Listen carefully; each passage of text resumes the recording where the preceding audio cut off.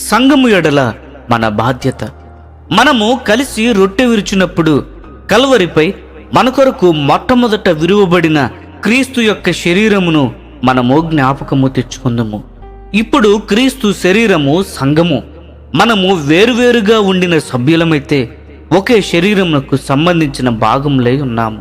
1 కొరింథీయులకు రాసిన పత్రిక 12వ అధ్యాయము 12వ వచనము గమనించండి. అంతేకాకుండా మనము దేవుని యొక్క కుటుంబంలో భాగములై ఉన్నాము. ఎఫెసీయులకు రాసిన పత్రిక 2వ అధ్యాయము 19వ వచనము గమనించండి. మనకు దేవునితో ఉండిన సంబంధము తెలుపుటకు మాత్రము కాకుండా మనకు ఒకరితో ఒకరికి గల సంబంధమును తెలుపుతూ మనము రొట్టె విరుచుదము. ఒక కుటుంబంలో ఒకరి గురించి ఒకరు బాధ్యత కలిగి ఉందము. అతిథులు ఎంతో కాలముగా ఇంటిలో ఉండినా గాని కుటుంబమునకు సంబంధించిన వారెవరో స్పష్టముగా తెలియను. సంఘములో కూడా అలాగే ఉండును.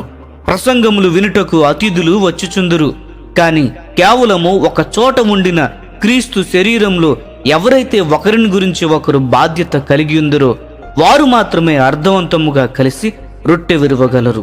ప్రతి ఒక్కరూ వారు ఎక్కడికి సంబంధించిన వారో వారిని వారు ప్రశ్నించుకొనవలెను. మొదటిగా మనము తిరిగి జన్మించినప్పుడు అన్నీ కూడా నూతనమగును. 2వ కొరింథీయులకు రాసిన పత్రిక 5వ అధ్యాయము 17వ వచనము గమనించండి. సాధారణముగా మన ఇంటిలో అతిథులు ఉండినా కానీ కుటుంబమునకు సంబంధించిన వారెవరో స్పష్టముగా తెలియను. సంఘములో కూడా అలాగే ఉండును. ప్రసంగములు వినుటకు అతిథులు వచ్చుచుందురు, కానీ కేవలము ఒక చోట ఉండిన క్రీస్తు శరీరంలో ఎవరైతే ఒకరి గురించి ఒకరు బాధ్యత కలిగి ఉందరో వారు మాత్రమే అర్థవంతముగా కలిసి రొట్టె విరువగలరు. ప్రతి ఒక్కరూ కూడా వారు ఎక్కడికి సంబంధించిన వారో వారిని వారు ప్రశ్నించుకొనవలెను. సాధారణముగా విశ్వాసులు బాహ్య మార్పులైన ప్రగుత్రాగుట, మద్యము, జోదము, చెడు పుస్తకములు చదువుట మొదలైన వాటిని మానివేయుట మరియు కూటములకు వెళ్ళుట మరియు బైబిలు చదువుట వంటి వాటినే ఆలోచించెదరు. కానీ వైఖరిలో మార్పు అనేది ముఖ్యమైనది. మనకు జనుల ఎడల మరల సంబంధముల ఎడల నూతన వైఖరి వచ్చును. నోవహు మరియు ఆయన కుటుంబము జలప్రళయంలో నుండి బయటకు వచ్చిన తరువాత వారి యొక్క పాత స్నేహితులు మరియు బంధువులు కూడా లేకుండా పోయారు మరియు వారికి వారే ఒకరికి ఒకరు ఉండిరి.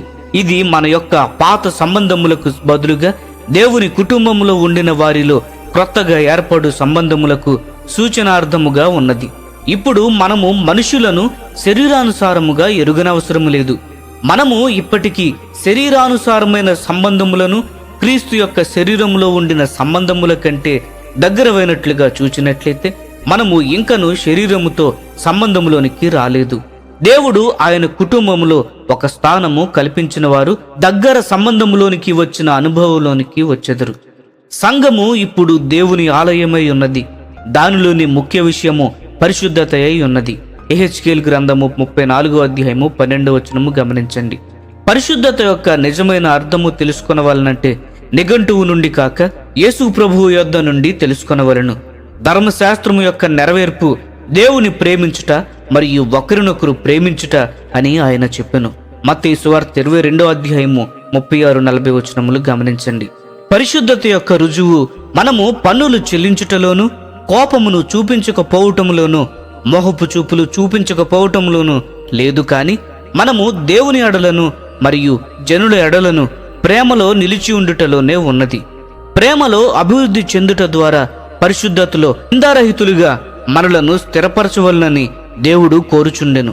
మన యొక్క గురి మరియు ప్రగతి ఆ దిశగా ఉన్నదో లేదో మనము పరీక్షించుకొనవలెను. ప్రియమైన స్నేహితులారా, ఈ సందేశములు మీకు ఆశీర్వాదకరముగా ఉన్నట్లయితే లైక్ చేయండి, సబ్స్క్రైబ్ చేయండి, అనేకులకు షేర్ చేయండి. మీ విలువైన అభిప్రాయములను కామెంట్ రూపంలో మాతో పంచుకొనండి.